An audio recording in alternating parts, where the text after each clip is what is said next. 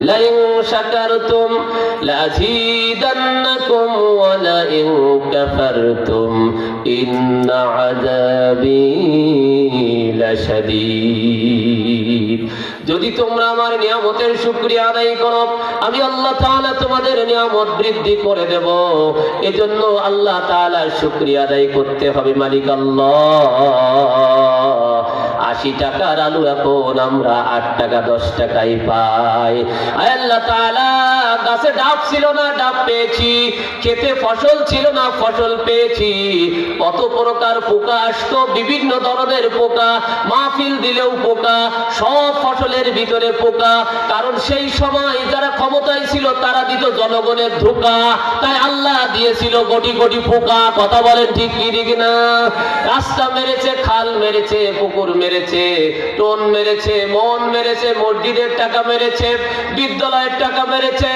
একটু খুলনার রাস্তায় যদি কেউ খুলনায় যায় তাহলে রাস্তায় গেলে বুঝতে পারবে রাস্তায় মনে হয় যেন ঘা পাছড়া অ্যালার্জি হয়েছে। কথা বলেন ঠিক কি ঠিক না? আল্লাহ তাআলা ওরা যদি বেঁচে থাকে ওদের হিদায়াত দান করুক, ওদের হিদায়াতের দোয়া করি।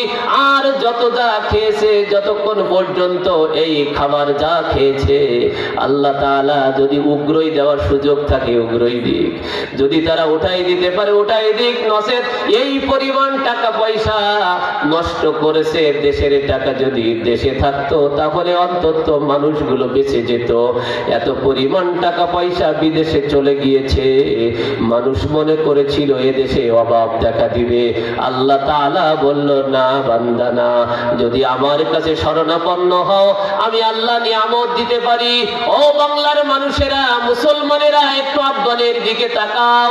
তোমরা তো বিভিন্ন সময় তাল বাহানা করো হুজুররা কি করবে, হুজুররা দেশ চালাবে কি করে।